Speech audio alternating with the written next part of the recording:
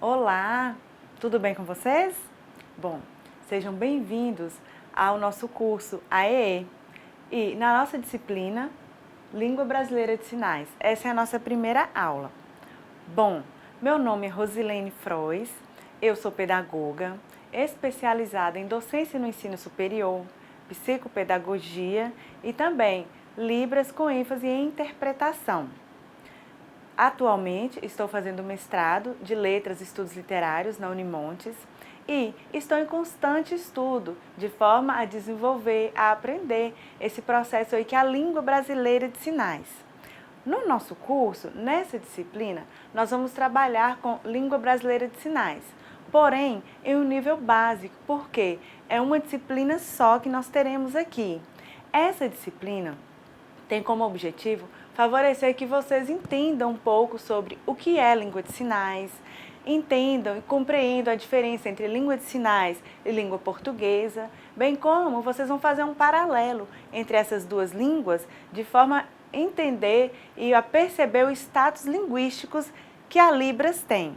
Bom, dúvidas podem postar no fórum, podem conversar com o tutor, me procurem. Lá na sala, no AVA, temos o nosso e-mail, eu coloquei lá para que vocês tenham acesso direto comigo. Caso tenham qualquer dúvidas, pode postar, pode me enviar, que nós estaremos interagindo para sanar essas dúvidas. Vamos iniciar a nossa primeira aula? Como será organizada a nossa disciplina? Nós temos, assim como as demais disciplinas, algumas atividades que devem ser feitas. E, lógico, com a pontuação. Assim como qualquer outro curso, nós temos uma pontuação que é necessária para a aprovação ao final da disciplina. Que atividades teremos? Bom, teremos os nossos fóruns, atividades avaliativas, são as atividades práticas, que vou explicar posteriormente.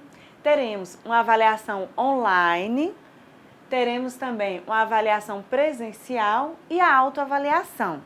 Bom, não sei se todos já conhecem como é que funciona essa metodologia. O que temos? Teremos 4 fóruns. Cada semana de aula vai equivaler a um fórum. Então, nós teremos a nossa aula e teremos um fórum de discussão a respeito da nossa aula. Cada fórum, ele tem um valor específico. Os 4 somam 15 pontos. Então, o primeiro fórum valerá 4 pontos, o segundo também 4, o terceiro 4 e o último valerá 3 pontos. Ao final, serão distribuídos com essa atividade de fórum 15 pontos.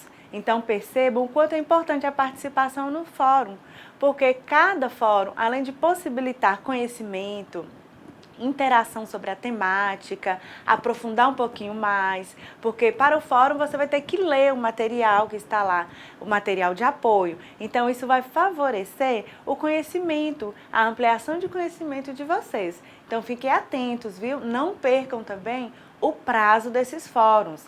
Como é que funciona? É na semana, compreende a semana de estudos. A nossa disciplina, ela vai ficar um mês, não é? Então, cada semana equivale a um fórum. Fiquem atentos, porque os fóruns, eles têm o prazo para avaliação, eles são fechados. Então, durante a semana, façam o fórum, participem, não percam o aprendizado e também a pontuação, ok? Bom, atividades avaliativas são atividades práticas. Você vai ter que fazer, A língua de sinais, ela é uma língua prática. Eu não posso simplesmente ler e vou aprender. Eu tenho que sinalizar, não é? Então, nós vamos aproveitar essa atividade prática para a gente começar a entrar um pouco nesse mundo prático da língua de sinais, tá? Então, vai ser uma atividade bem tranquila.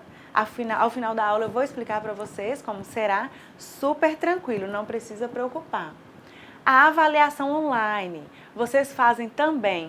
Lá ela estará disponibilizada no AVA para vocês. Vocês têm um período, tá? Para ser feito. Fiquem atentos, não percam esse prazo, porque, assim como eu falei, é de extrema relevância, né? E eu vejo a pontuação, 15 pontos. Então, todas essas atividades vão garantir que ao final vocês possam, conseguir 100 pontos, aprovação, no curso. Então, teremos também a nossa avaliação presencial. Será feita em sala de aula com o valor de 40 pontos. Então, fiquem bem atentos a essa avaliação, né? Então, vamos voltar às aulas, vamos voltar aos materiais didáticos disponíveis para que nós tenhamos uma boa avaliação. E, para fechar as avaliações, temos a autoavaliação, que é onde você mesmo vai se avaliar. No próprio AVA, você vai entrar, tem o período também, onde você pode estar entrando e vai avaliar alguns itens, vão estar todos disponíveis lá para você. E este valerá 10 pontos. Então, aqui, de forma bem simplificada, eu passei para vocês as nossas avaliações, né? Tudo que vai acontecer durante o nosso curso. Temos as nossas aulas e as nossas aulas embasarão tudo isso que vocês vão fazer. As nossas aulas, mais o material de apoio, material didático, viu? Lembrem-se que já está disponível lá na sala de vocês o material. Tem material didático utilizado, material didático de apoio. Então, vocês poderão lançar mão desses materiais. E é claro, gente, vocês podem também fazer pesquisas fora. Então, ler o material. Acha que é interessante aprofundar um pouco mais, adquirir mais conhecimento? Pesquisem, nós temos artigos, temos livros, temos muitos materiais disponíveis na internet que poderão auxiliar vocês nesse processo de aprendizagem, ok? Sabendo que a educação à distância é assim, é um processo, né? Temos aqui as nossas aulas, mas vocês terão que procurar mais materiais, se dedicar um pouco mais, ok? E vale a pena. A língua brasileira de sinais é uma língua e é uma língua nossa, então nós devemos e temos o direito, né, de aprendê-la. Vamos dar início à nossa aula? Para dar início às nossas discussões, vamos pensar aqui sobre língua e linguagem. O que seria? É a mesma coisa? É diferente? Então pensem, nós temos uma linguagem que é algo maior, que abarca um sistema maior. Nessa linguagem, o que eu tenho? Eu tenho estratégias de comunicação, estratégias convencionadas, não necessariamente com regras, onde todos tenham que seguir essas regras. Ou seja, eu posso lançar mão de expressões, sinais de trânsito, música, dentre outros. Por exemplo, uma placa de trânsito. Ali eu tenho um tipo de linguagem, onde me passa uma informação. E é por meio do contexto, do meu conhecimento desse mundo, é que eu vou entender o que significa aquela placa. Ou seja, é uma linguagem, é algo estipulado que vai passar uma determinada informação. E que é necessário ali haver um contexto, né? Eu tenho que estar inserido nesse contexto. E com relação à língua? Bom, a língua, ela está inserida no campo da linguagem. Porém, a língua, ela é mais específica, no sentido de que há regras específicas para ela. Eu tenho que seguir uma gramática, eu tenho uma estrutura específica, eu não posso falar determinada língua de forma aleatória, trocando as palavras de lugar, colocando em outro espaço. Eu tenho que seguir um regimento linguístico daquela língua, não é? Então, eu tenho aqui regras gramaticais e lembrando que as línguas elas podem ser orais e visuais, né? Temos aí a língua portuguesa, que é uma língua oral, e temos a língua de sinais, e a língua brasileira de sinais, que é visual. Mais à frente eu vou explicar para vocês essa diferença. Então, temos aqui estruturas, regras, a partir de alguns níveis. Por exemplo, fonético, morfológico, sintático, semântico e pragmático. Então, esses níveis é que vão favorecer o status linguístico de determinada língua. Mas e aí? A língua brasileira de sinais, as línguas de sinais em geral, elas têm um status linguístico ou não? Vamos ver. Vamos diferenciar aqui a língua brasileira de sinais e a língua portuguesa. Eu coloquei aqui em duas colunas, de forma que a gente possa clarear, entender a diferença dessas duas línguas. Bom, vejam, nós temos aqui duas colunas nas quais nós vamos explicar Libras e língua portuguesa. Qual a diferença dessas línguas? Se ambas são línguas, vejamos. A Libras, ela é espacial, ela acontece aqui na minha frente. Eu utilizo o espaço para marcar o meu discurso. Já a língua portuguesa, ela é oral. Eu utilizo a voz, correto? A Libras, ela pode ser escrita sim, assim como qualquer outra língua. A língua portuguesa eu tenho a escrita na língua portuguesa, a língua de sinais eu tenho a escrita de sinais. ou Sinorite, que estão aí em pesquisas, em desenvolvimento, não é? Ou seja, a utilização do espaço. Veja, a Libras, ela é multidimensional, já a língua portuguesa é linear. A Libras, simultânea, a portuguesa, sequencial. O que seria isso? Na língua portuguesa, eu tenho aqui uma sequência, uma linearidade. Eu coloco as palavras seguidas umas das outras.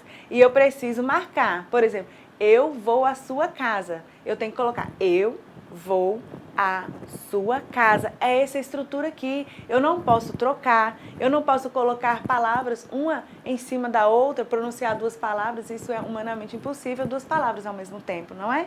Fica incoerente. Já na língua de sinais, eu consigo uma simultaneidade. Por exemplo, às vezes eu posso fazer isso aqui. Eu faço um sinal, a minha mão está aqui fazendo o sinal, mas a expressão ela é necessária junto com o sinal. Ou seja, eu tenho que ter dois atos em um mesmo momento. Isso marca a simultaneidade. Por exemplo, se eu faço o sinal de triste, tem esse sinal aqui. Mas vai depender da minha expressão. Se eu faço, desconfigura o sinal. Então eu tenho que ter uma expressão fechada para demarcar o sentimento. Veja, até uma inclinação, eu abaixo um pouquinho o rosto para essa marcação ficar melhor. Então, vejo, isso é um aspecto simultâneo na língua de sinais. E vejo que nós vamos falar mais, depois a gente vai falar, a questão da expressão, a importância da expressão facial e corporal na língua de sinais.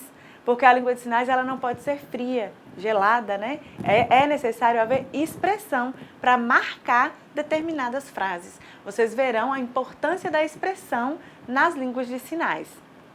Bom, na Libras nós temos incorporação, já na língua de sinais nós temos prefixos, sufixos e concordância. O que seria isso? Na língua de sinais eu tenho uma palavra, se eu quero modificá-la, eu apenas acrescento um sufixo ou um prefixo, não é? Eu modifico essa palavra. Na língua de sinais, eu também consigo essa incorporação. Por exemplo, eu tenho o sinal de dia. Dia está aqui. Ou aqui para alguns, né? Dia, ok. Mas se eu quero falar 2 dias, eu consigo incorporar o número ao sinal. Eu faço isso aqui, 2 dias. Então percebam que houve a incorporação do número, né, da quantidade ao sinal. Isso é uma característica inerente às línguas de sinais. Vejamos, na Libras nós temos anaforismo, já na língua portuguesa nós não temos. O que seria esse processo anafórico? O que seria isso?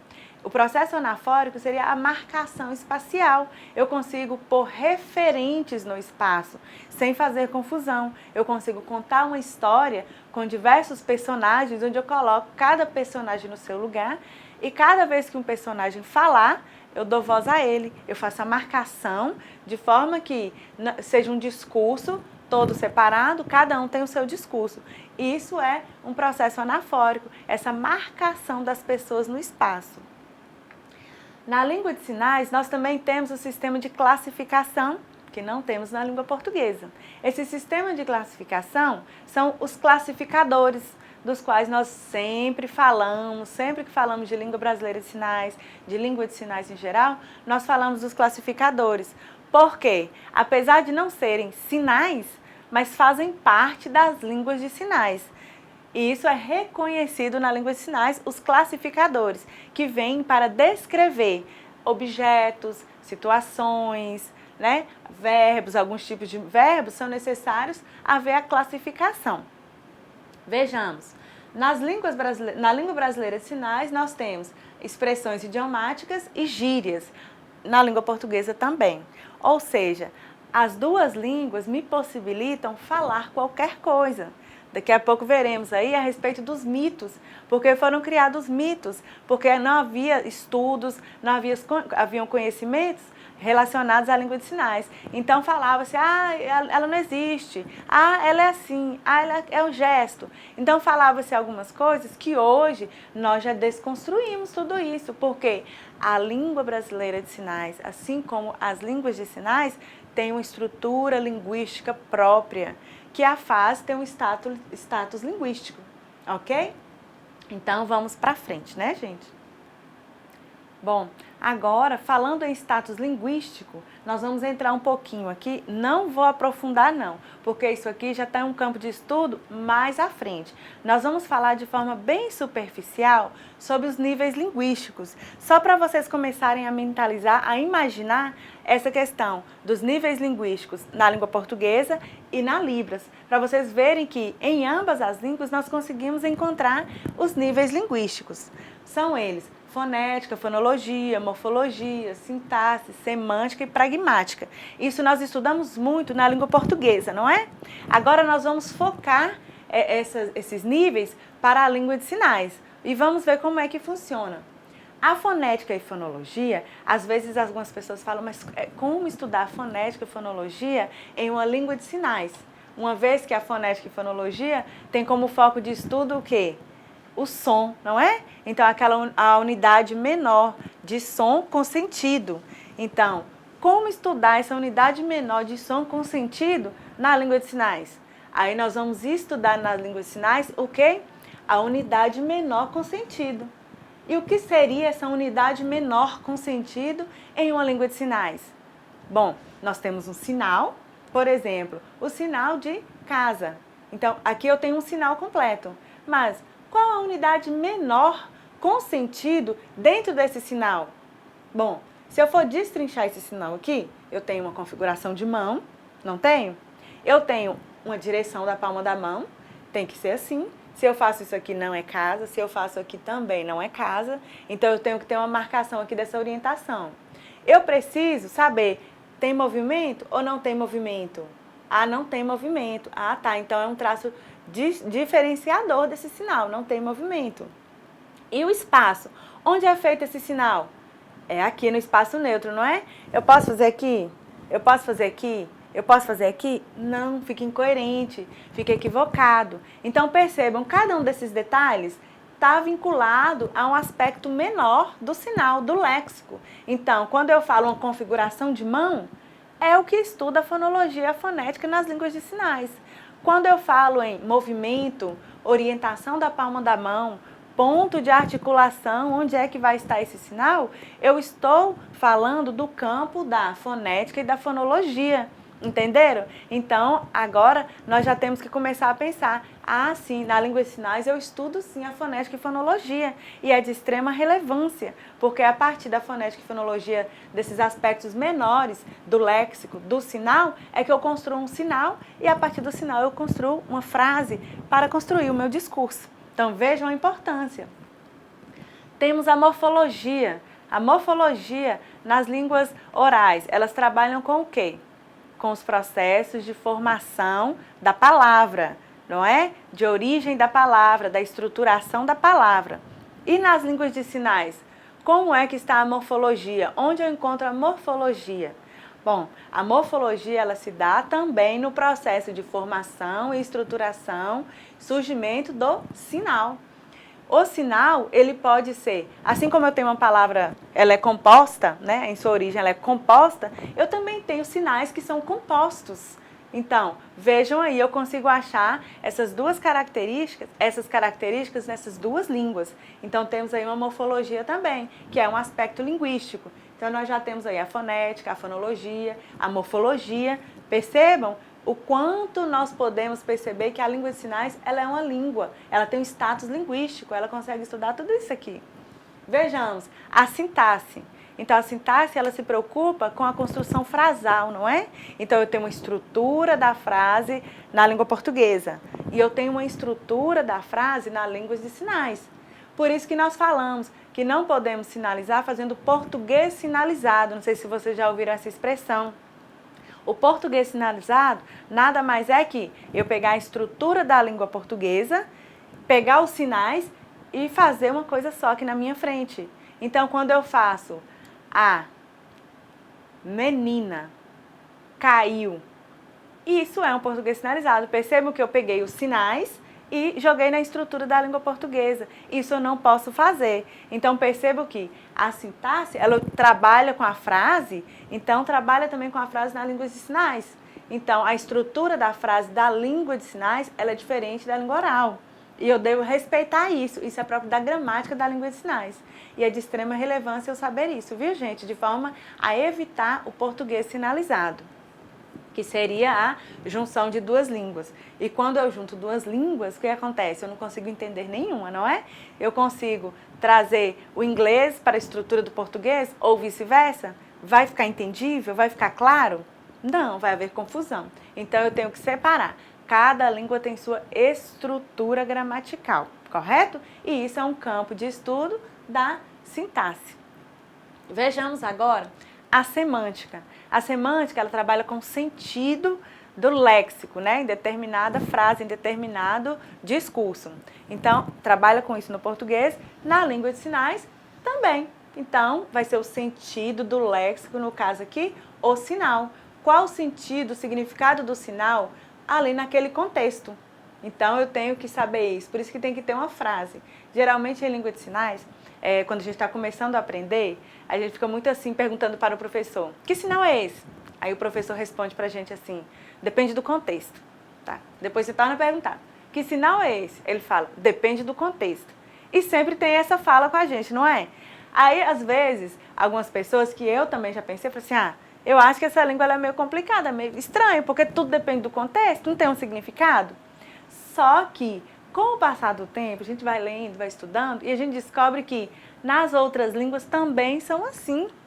Na língua portuguesa, se eu chego a você e pergunto o que é manga, você vai parar e pensar. E você vai me falar o quê? Depende do contexto. Se eu perguntar a você o que é papagaio, você vai me falar, depende do contexto, não é? Então, o léxico, para ele ter um sentido, ele tem que ter um contexto. Ou então, eu passo todos os significados para ele. Falar, o que é papagaio?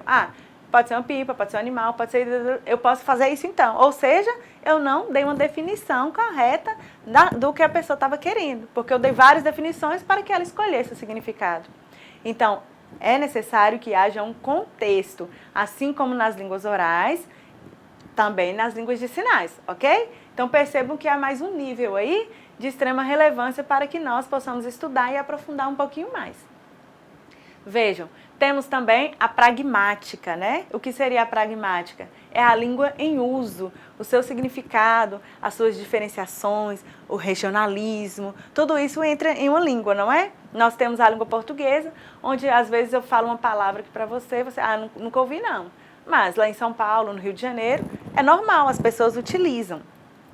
Nas línguas de sinais, nós também temos isso. Nós temos a pragmática. Como é que funciona? Eu já dei até um exemplo para vocês. Quando eu fiz o sinal de dia, não sei se vocês ainda se lembram, dia. Aí eu ainda falei, algumas pessoas utilizam dia.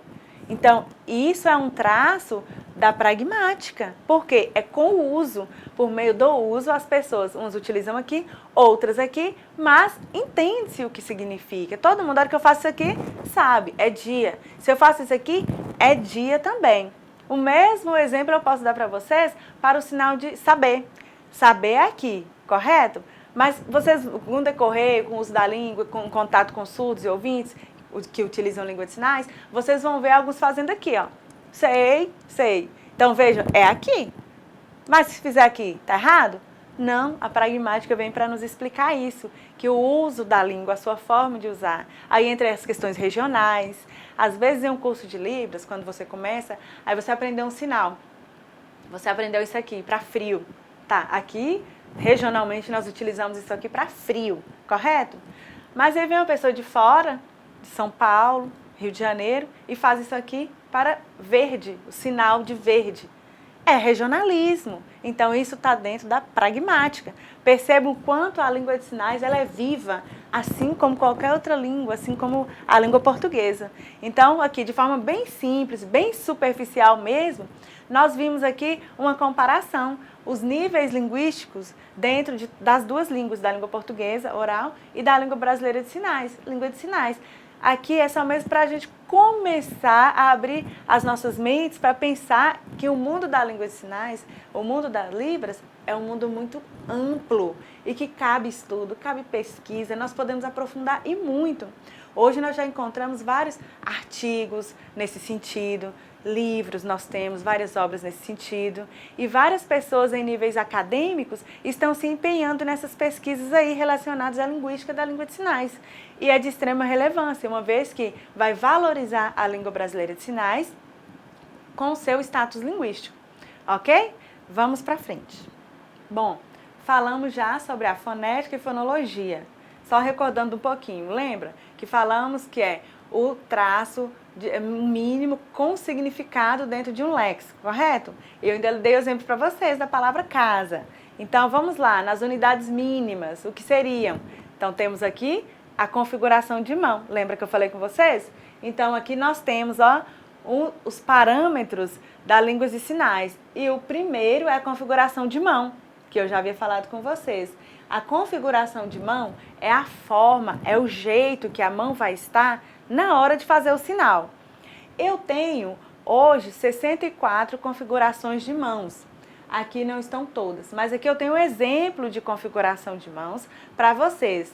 Significa o quê? Todos os sinais da língua brasileira de sinais têm que utilizar um desses parâmetros já estabelecidos. Eu não posso fazer um sinal em que o parâmetro não esteja aqui, essa configuração não esteja aqui. Nós podemos fazer uma comparação de forma bem superficial, bem simplificada. Aqui nós temos as configurações de mãos relacionadas à língua de sinais e na língua portuguesa nós temos o quê? O alfabeto. Todas as palavras constituintes da nossa língua portuguesa, elas são construídas utilizando as letras do alfabeto. Eu não posso inventar letras e eu não posso inventar palavras, correto? Assim é na língua de sinais. Não posso inventar configuração de mão, não posso inventar sinal. Por isso, sempre no curso de Libras, principalmente no nível básico, o instrutor ou o professor, ele cobra muito. Olha o parâmetro aí, ó, que configuração de mão é essa? Por quê? Se você fizer uma configuração de mão equivocada, você pode mudar o sinal, o significado do sinal, e você pode também, o quê? Fazer um sinal que nem existe. Então, ou seja, não podemos modificar, não podemos inventar. O sinal, ele é feito a partir desses parâmetros. Então, cada sinal que eu fizer, eu tenho que ter firmeza aqui na minha mão. Por quê? De forma que quem está vendo vai perceber o significado desse sinal. Se eu mudo a configuração de mão, a minha mensagem não vai chegar da forma correta, ok?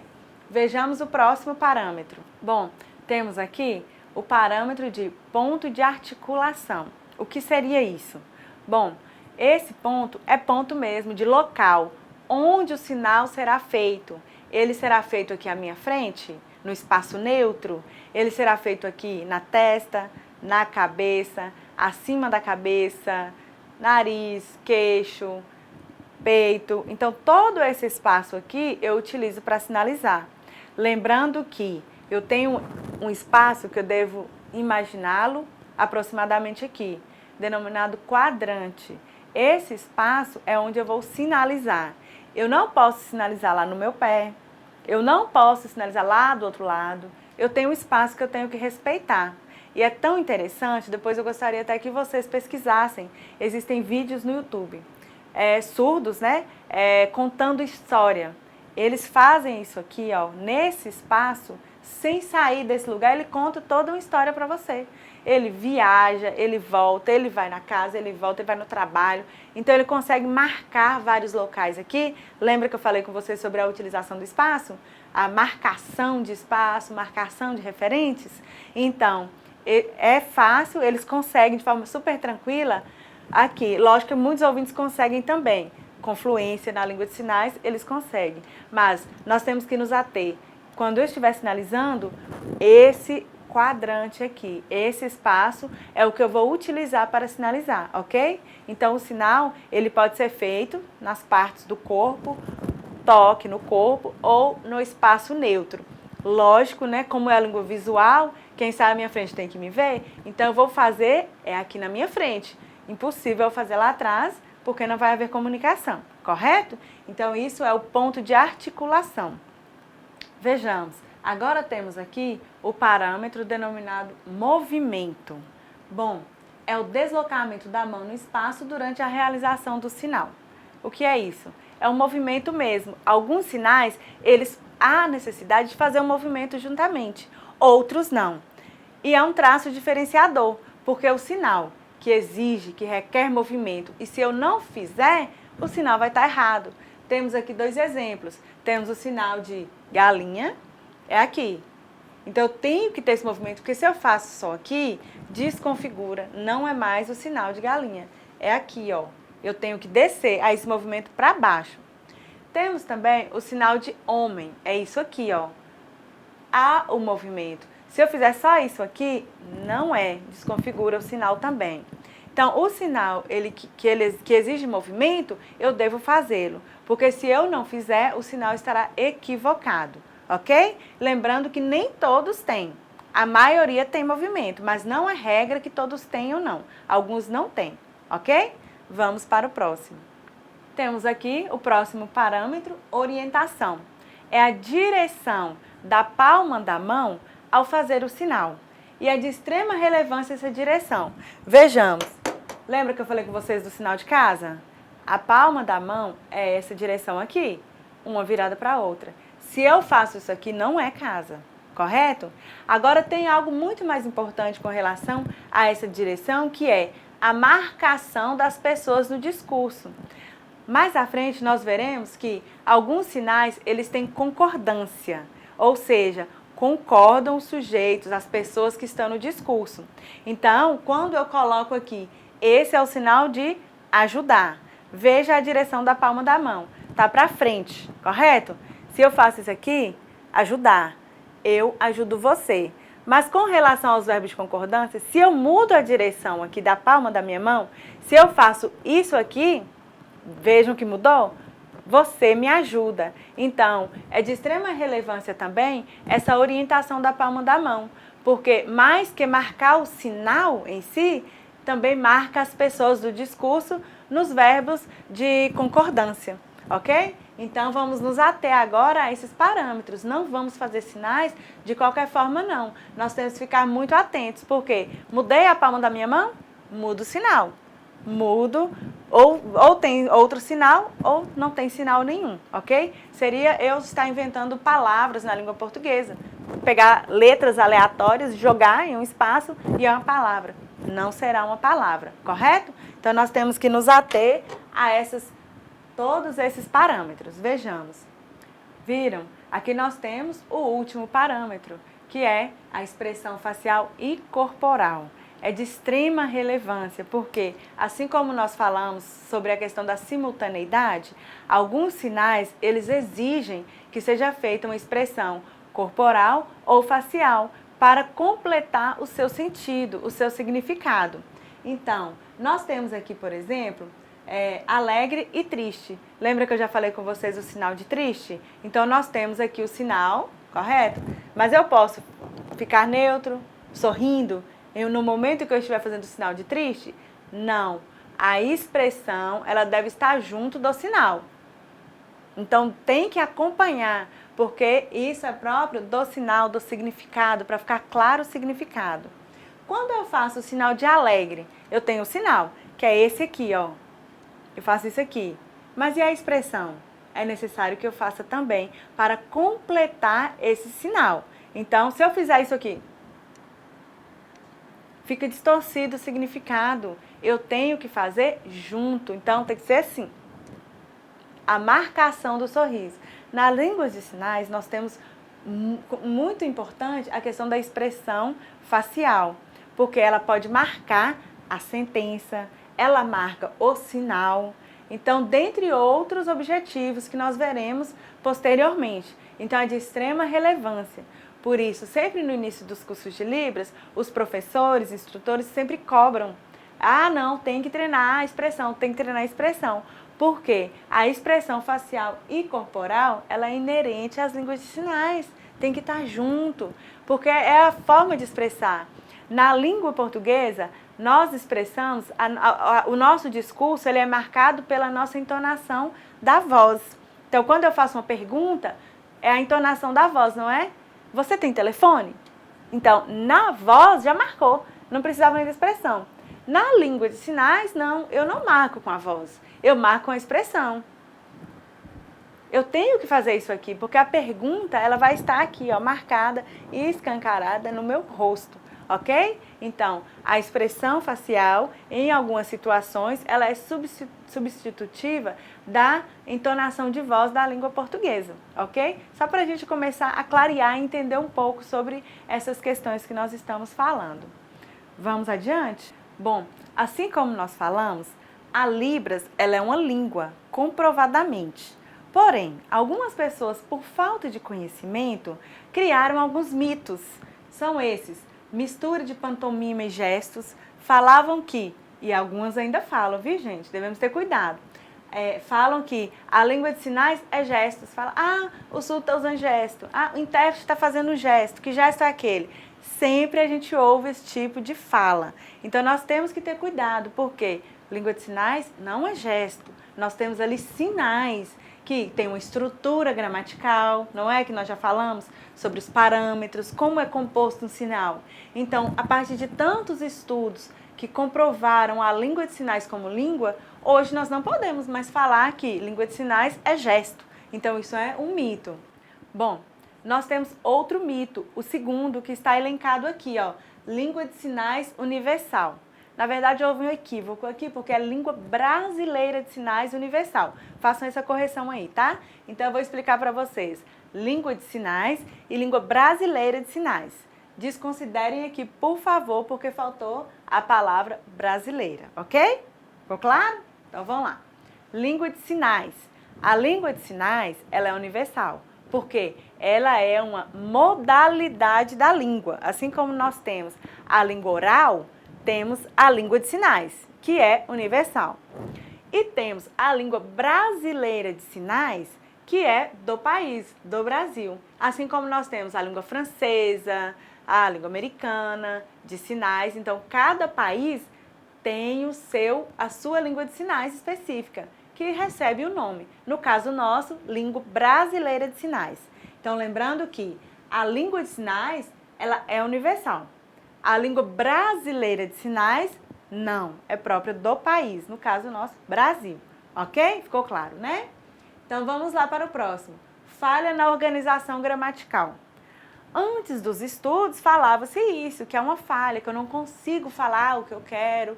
Por exemplo, eu não consigo contar piada, eu não consigo passar emoção por meio da língua de sinais. Mas tudo isso é mito, porque eu consigo sim. E nós temos várias provas disso. Nós temos a literatura surda, nós temos poemas na literatura, nós temos teatro, nós temos piada, contação de histórias, dentre outros. Tudo isso me é possível. Eu consigo falar qualquer discurso, tanto na língua portuguesa, quanto na língua de sinais, na língua brasileira de sinais. Então, desconstruiu-se aqui essa falha na organização gramatical. E eu tenho aí as estruturas, né, os níveis linguísticos, que vêm para explicar todas as formas de construção frasal, construção de discurso na língua de sinais. Então, isso caiu por terra, né? Vejamos o próximo. Fala-se que sistema de comunicação com conteúdo restrito. Como assim conteúdo restrito, gente? Nós temos uma língua brasileira de sinais que me possibilita falar tudo. O que pode ser restrito é o nosso conhecimento dos sinais, correto? Porque nós estamos aí com um momento novo, porque a língua de sinais ela foi legalizada em 2002, correto? Então foi a partir desse ano de 2002 que as pessoas começaram a conhecer a língua de sinais, a nossa língua de sinais aqui no Brasil. Então, por isso, as pessoas falam que é conteúdo restrito. Não é que é restrito, é porque nós aqui não temos o conhecimento de todos os sinais, não é? Estamos em um processo. Porque se compararmos nós ouvintes a língua portuguesa, nós temos a língua portuguesa que desde que nascemos nós temos contato com essa língua. Então vejam a quantidade de léxicos que eu já construí em toda a minha vida. Quantos anos de existência em contato com essa língua? E a língua de sinais? Quando foi que eu comecei o meu contato com ela? Eu tenho o mesmo campo de conhecimento do que da língua portuguesa? Não, né? É pelo meu tempo, é pela minha dedicação, pelos meus estudos, é que eu vou desenvolver essa língua, correto? aprender a língua de sinais é como aprender qualquer outra língua, aprender o inglês, por exemplo. Se agora nós começarmos a aprender o inglês, podemos comparar a utilização da língua portuguesa que nós temos com a língua inglesa? Não, são situações diferentes, cada um tem o seu tempo, correto? Então temos aqui alguns mitos que já foram desmistificados, foram comprovados já que isso aqui não procede, caiu por terra, porque nós temos todo um estudo linguístico, né? A partir aí de William Stoker, em 1960, ele já vem trazendo ideias aí pra gente sobre essa língua de sinais. E ela está aí, viva, efetiva. Então, todos esses mitos aqui caíram por terra. Vamos adiante? Vejam, o que é Libras? A partir de tudo que nós já falamos sobre parâmetros, falamos sobre status linguístico. O que vocês pensam agora sobre Libras? Língua brasileira de sinais, correto? Mas, aprofundando um pouco, nós já vemos que Libras é sinais, não são gestos, e que tem estruturas próprias, assim como qualquer outra língua. Nós já vimos que tem os níveis linguísticos que podem comprovar essa língua, a fonética, a fonologia, sintaxe, semântica, pragmática, tudo isso nós encontramos na língua de sinais e isso a comprova como língua. Outra coisa, nós não podemos esquecer que todas as línguas, elas são vivas, autônomas, elas se desenvolvem, não são estagnadas. E com isso nós percebemos que, vou dar um exemplo a vocês, na língua portuguesa nós temos palavras que se desenvolveram no decorrer do seu uso, no decorrer da história. Por exemplo, a palavra vosmecê. Era vosmecê, passou para você, e hoje nós temos aí algumas situações, ser entendível, todas elas, correto? Então, houve uma mudança no léxico. E na língua de sinais? Eu consigo isso também. A língua de sinais também é uma língua viva. Os sinais, por serem usados, podem correr o risco de se modificarem sim. Por exemplo, não sei se vocês conhecem este sinal aqui, tarde. Esse é o sinal de tarde. Então vejam que eu tenho aqui uma mão de apoio, tenho uma mão dominante, lembrando que a mão dominante aqui vai fazer a movimentação, que vai fazer o sinal em si. Temos aqui tarde, mas com o uso, com o tempo, o que aconteceu? Perdeu-se essa mão de apoio. Não faça mais isso. Hoje vocês vão perceber aí, vendo as pessoas conversando em língua de sinais, que fazem isso aqui. Quando chega para cumprimentar, boa tarde, não faz isso? Então, perdeu aqui esse apoio, não há mais necessidade desse apoio. Percebam que é o desenvolvimento da língua. Assim como na língua oral, na língua de sinais nós também temos esse processo. Então, isso a comprova mais uma vez como língua. Uma língua viva, autônoma e reconhecida linguisticamente. Por isso, ela tem um status linguístico. Tudo isso que nós falamos hoje aqui está relacionado ao status linguístico, da língua brasileira de sinais. Vejamos. Bom, falamos aqui a respeito da língua de sinais, correto? Da Libras. Bom, a Libras, ela é a língua utilizada pela comunidade surda. Aqui nós vamos entrar em um novo campo, que é cultura surda. O que seria uma cultura surda? Vamos ver, para depois a gente voltar e fazer um paralelo com a língua. Bom, cultura em si é o quê?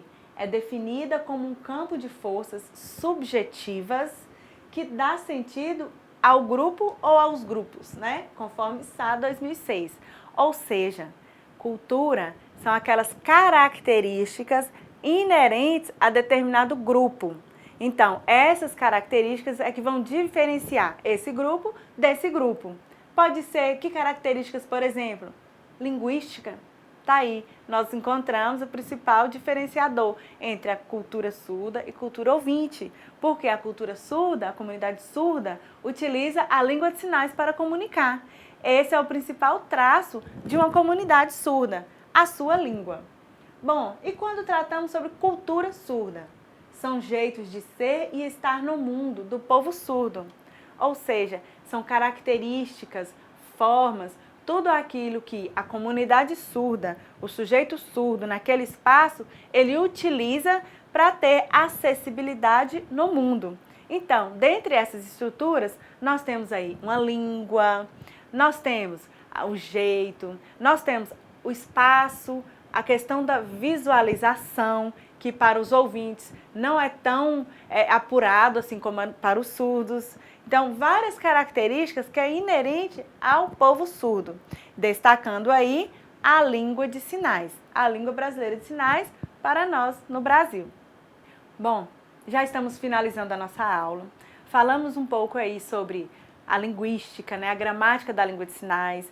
Falamos um pouquinho sobre a cultura surda, mas é interessante que vocês voltem lá no material e deem uma lida, porque lá fala bastante sobre a cultura surda. Temos vários materiais publicados nesse sentido, ok? Temos aí uma literatura surda que está no campo da cultura surda também. E, para fechar aqui a nossa aula, nós vamos falar sobre o fórum. Na nossa primeira semana de estudos, teremos o nosso primeiro fórum. Lembra que eu falei com vocês dos fóruns? Então, só para clarear para vocês como é que funciona. Essa semana teremos o nosso primeiro fórum e a orientação desse fórum está aqui. O que vocês vão fazer? Vão colocar a opinião de vocês, a partir do que nós já estudamos, do que nós conversamos aqui, do conhecimento que vocês já tinham a respeito de tudo isso que falamos e das leituras que vocês farão. Eu quero a opinião de vocês. A língua de sinais, ela tem o mesmo status linguístico que as línguas orais? Se sim, por quê? Se não, por quê também, né, gente? Que não adianta só falar sim ou não e ficar neutro. Explique a sua opinião, eu quero mesmo a sua opinião. E logo após, você vai falar pra gente um pouquinho sobre cultura surda. Aqui nós começamos a falar cultura surda, que são as especificidades de cada cultura. E na cultura surda, quais são as especificidades desse povo surdo? E na comunidade surda, os ouvintes surdos que estão ali envolvidos, quais são as especificidades? Coloque lá pra gente no fórum, coloque, interaja com seus colegas. Se você viu que a opinião do seu colega ficou diferente da sua, contraponha, converse, interaja. Por quê? É assim que nós aprendemos. Através dos pontos de visões diferentes é que nós construímos o nosso, correto? Bom, estamos terminando aqui a nossa aula. Espero que tenham gostado. É muito assunto para falar em pouco tempo, eu sei. Mas nós temos um material lá no AVA disponível, de forma que vocês poderão ir lá, dar uma lida, volte na aula, procure materiais fora também, pode ficar à vontade. O importante é que você entre nesse mundo realmente da língua de sinais, que você agora, aqui foi só bem superficial, bem básico, você pode aprofundar, principalmente porque você vai trabalhar, ou trabalha, não sei, talvez já trabalhe, na área da educação, na educação especial. E quando falamos em educação especial, querendo ou não, nós vamos nos ater às especificidades que terão ali no contexto escolar, no contexto da sala de aula. Teremos vários alunos com necessidades especiais. Teremos ali, dentre esses, um aluno surdo. Quais são as especificidades desse aluno surdo? O que eu preciso saber para atender um surdo, para trabalhar, para ensinar esse surdo? Então, partindo o quê? Da língua de sinais. Então, um dos pontos prioritários no processo de educação do surdo é o quê? É o respeito à língua de sinais, conhecer a língua de sinais e por aí comunicar. Porque como que eu vou trabalhar com um aluno que eu não consigo me comunicar com ele? Pensa, que missão impossível é essa que eu vou desenvolver? A primeira questão, é o mais importante em um processo de ensino-aprendizagem, é essa interação entre professor e aluno. E para isso é necessário que haja uma mesma língua, correto? Então, espero realmente que vocês empenhem, fiquem curiosos, busquem informações, entre nesse mundo mesmo, que é um mundo muito legal e está aí em desenvolvimento. Venha fazer parte também das pesquisas, das leituras nesse sentido, viu? Então, amei estar aqui com vocês, espero que vocês tenham gostado desse momento. Aqui falamos sobre várias temáticas que eu acho que serão relevantes na vida profissional de vocês, tá? Na próxima aula daremos continuidade a esse assunto aqui e espero que tenham gostado. Bons estudos a todos e até a aula 2. Tchau!